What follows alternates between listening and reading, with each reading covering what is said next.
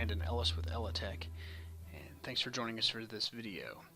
99% of all MES projects require one thing, and that is to insert data into a database from a PLC on the plant floor. And so we wanted to use this video to demonstrate how we could do that, but also to show how quick and easy it is to do that. So we're going to attempt to insert data into a SQL database. The database is the DC10 demo DB we have set up here, specifically into this data file 2 minutes to data. And here's the data columns. And we are going to try to do that in 2 minutes or less to show how quick the setup of our data commander is. Let me just execute, and that did a select, so we show that the database is currently void of any data. And so 2 minutes to data begins now.